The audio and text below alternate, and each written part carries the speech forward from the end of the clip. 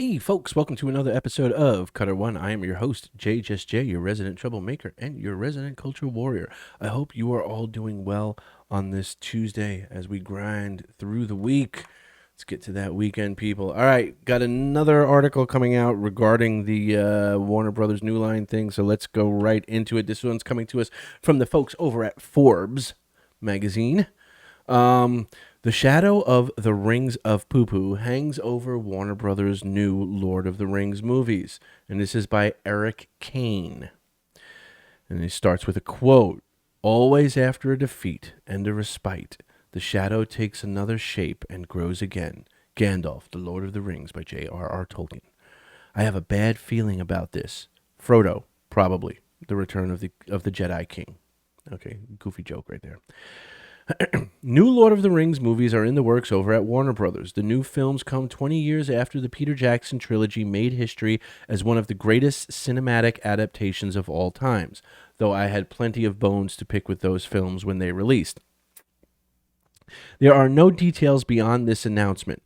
No directors or actors are attached to the project, no release date is in sight, and yet already I feel a terrible sense of dread. The move comes as Warner Brothers Discovery CEO David Zaslav has cut costs across the board, canceling shows and movies and scaling back streaming operations in a massively unpopular, though probably necessary, attempt to climb out of the red and into the black. Call it a streaming hangover. All the big players are waking up to the realities of a post-spending spree bender. A new venture into Middle-earth, tapping into that deep well of Tolkien content, comes at its own cost, of course. Embracer Group owns the film rights to Tolkien's work, so Warner has worked out a deal with the Swedish holding company, largely known for its acquisitions of video game studios, at an undisclosed price. Given how expensive Tolkien is these days, now that he's so in vogue, it can't have been cheap. Couldn't have been cheap. Whatever. I'm not your English teacher. So, what to make of all this? In purely business terms, Warner Brothers is almost certainly onto something. Tolkien has never been more popular. The fantasy genre has never been so lucrative. A new foray into Middle-earth will create buzz and hype and, if it's not a total disaster, make a dragon's hoard worth of money at the box office and vis-a-vis merchandising and all the rest. Video game tie-ins await. HBO Max spin-off series practically write themselves. Even the disappointing Hobbit trilogy made money, though less and less over the course of each film. Perhaps Warner Brothers learned some lessons from that, though the cynic in me can find no reason to believe in such fairy tales.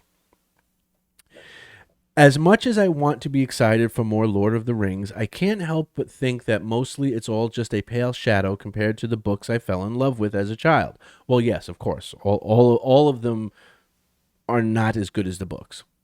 Years and years ago, I wrote a piece for The Atlantic wondering when this obsession with adapting fantasy into movies and TV would wear off. And, of course, since then, it's just gotten more and more popularized and mainstreamed. The way I see it, there are essentially three options for Warner Brothers when it comes to making new Lord of the Rings movies. First, to make the movies to suit modern times. The basic story remains the same, but with better special effects and more diverse cast to appease modern audiences, or, rather, modern media critics. Legolas will be a woman, the hobbits will be Harfoots, and so forth. Second, to tap into some other Tolkien stories such as the Silmarillion.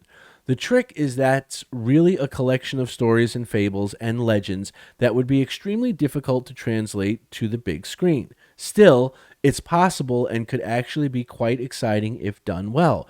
There are stories in the Silmarillion that could make excellent films, though this would require a great deal of skill and care, two things that often seem to be missing in Hollywood these days, plus also the fact that they don't have the rights to do anything with the Silmarillion. Even New Line is limited to the Lord of the Rings appendices and The Hobbit. Third, to follow Amazon's example with The Rings of Poo-Poo and just completely ignore the source material altogether, instead creating wildly expensive fan fiction while giving fans the proverbial bird. If you don't like it, you're a bigot. I can't argue with there. He sort of summed it up correctly. My own dream to adapt the Lord of the Rings trilogy into a 2D animated limited series that hews as close to the books as humanly possible is just that, a dream. A wild fantasy that will likely only happen if I somehow become a billionaire or befriend one, and can suddenly afford to purchase rights to such an ambitiously modest project and then pay to have it made. Give me all your money, dear readers, and we'll make it together. In two of these three scenarios, I see disaster. A remake of such recently made films will suffer from constant comparison. Who will walk in the giant footsteps of Ian McKellen as Gandalf? Who would want to follow in the stride of Viggo Mortensen's Aragorn? We already know how awful it must be to try to and replace Kate Blanchett as Galadriel. Indeed, the Rings of Poo hangs above all of this like a dark shadow. Before Amazon's disastrous attempt at televising Middle-earth, fans might have greeted this news with the optimism of naive children. Now we grit our teeth and wait for the beating. There is a glimmer of hope, however dim. Director Peter Jackson might be involved in some way, though this is not confirmed or denied. Warner Brothers and Embracer have kept us in the loop every step of the way, Jackson and Lord of the Rings co-writers Fran Walsh and Philippa Boyens said in a statement. We look forward to speaking with them further to hear their vision for the franchise moving forward. That's hopeful if vague, and really The Hobbit remains a sour spot for me and my opinion of Jackson's filmmaking. Yeah, I mean, I would agree The Hobbit isn't, his best piece of work, obviously. But again, I know that he was brought in late. They originally had Guillermo del Toro was supposed to be directing it, and then he left the project like after production had already begun. And then they brought Peter Jackson in, and they were sort of having to make stuff up on the fly, which is partially Peter Jackson's fault, I would say. You took the job. But also partially the fault of the studio. I know characters like Turiel and her love story with the dwarf. I forget if it was Feely, Fimley, Flobley, Flooply. That was forced by executives. They wanted a love story in there. And so they sort of shoehorned that in. And from what I understand, Peter Jackson did not want that in there, but he was overruled basically by the executive producers. But anyway, I digress. Whatever happens, the fact remains that we are once again tapping into the old instead of investing in the new. Our giant media megacorporations relying on the scribblings of long-dead English professor instead of creating something original. The joy of fantasy is in its ability to show us new and beautiful, terrifying worlds, to introduce us to new and exciting characters and magic. How can we ever hope to visit these unfamiliar places if all we ever do is churn out renditions? What do you think of all of this, dearest readers? Let me know on Twitter or Facebook. Eric Kane.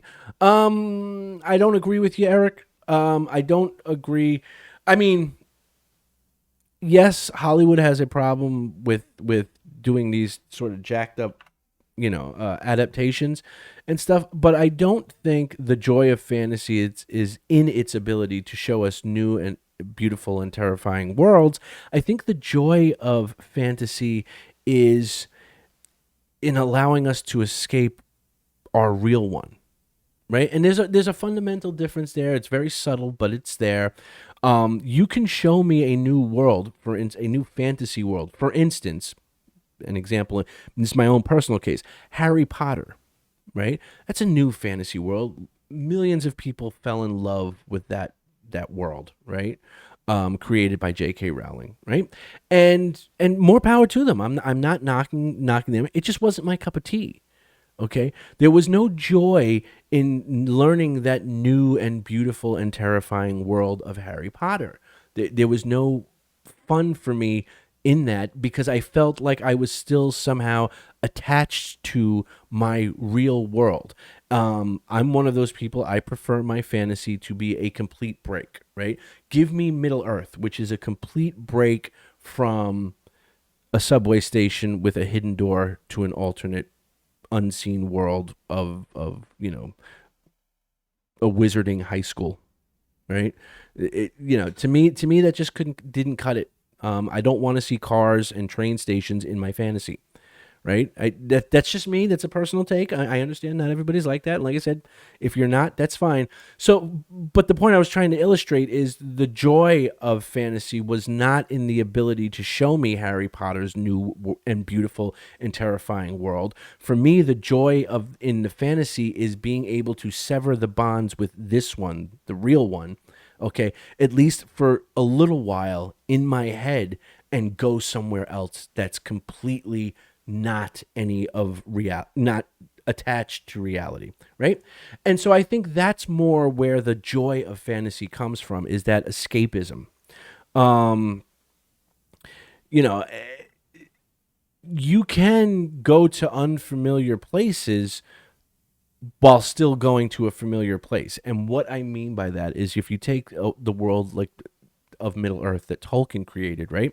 You can go to Rune and you've never been there before, so everything about it is new, right? Even though you've been to Middle Earth before in the Peter Jackson movies, in the Hobbit movies, in the Rings of Crap, Amazon show, but it's still new because you're going to a new place within that world, right? Um, so you can do that while still being attached to the the a world that we've been to before, right? And so having the films, like I said, in my personal opinion, a trilogy of films that focuses on Isildur as the main character, or and lead up to the War of the Last Alliance, right? That being the climax of the third film, and having a trilogy of films that just focus on just that story, right? That is going to show us new and exciting things, right?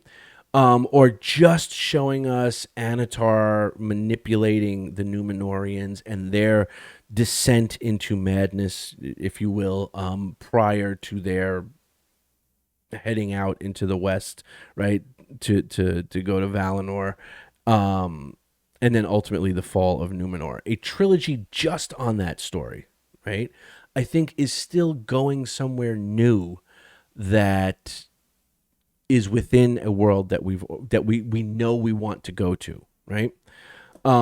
It's like there being a new pub in your town, right? Like your town, you're familiar with your town, you know this street, you know that street, you know the cop on the corner who directs traffic during the day and stuff like that. But somebody opened a new pub, so it's a new location within a familiar location, right?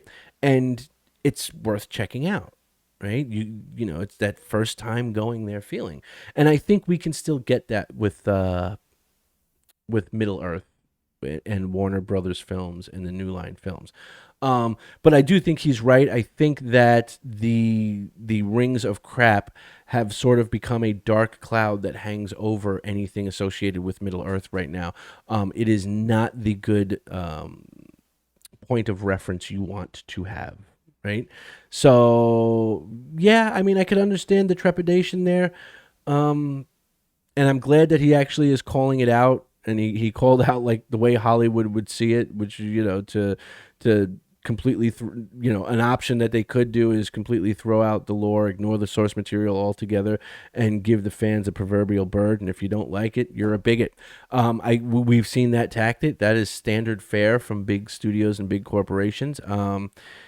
I don't think New Line is going to go that route. And we'll have our first hint at that next year when the War of the Rohirrim comes out, because we'll be able to tell, because it's New Line that's doing that one as well, right? So we'll be able to sort of see what road they're going to go down.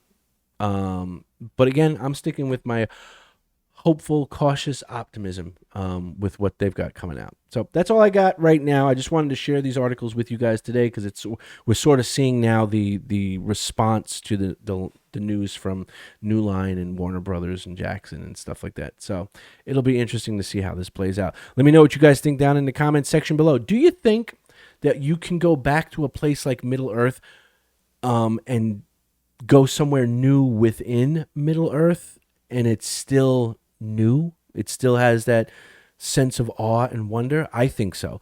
Let me know what you guys think down in the comment section below. I would be curious to to see what you guys have to say. And do you think the joy of fantasy is in, as Mr. Kane says, showing us new and beautiful and terrifying worlds, or is the joy of fantasy allowing us to escape from our real world? It's a subtle, shift in perspective, but a significant one. At least I think so. Let me know what you guys think down in the comment section below. As always, if you like the video. If you feel like sharing the video, by all means do so. It gets us seen by the YouTube algorithm and helps the channel out. If you have not subscribed, I would hope you would consider subscribing to the channel and joining the army of beautiful badasses as we hold the line and protect the professor and his works. And as always, if you have subscribed, I thank you from the bottom of my heart. You guys are awesome. You make it all worthwhile. All right, guys, that's going to do it for today. I will see you on the next one. Until then, remember to be good, be awesome, be safe, but more importantly, stay more dorkish. Peace.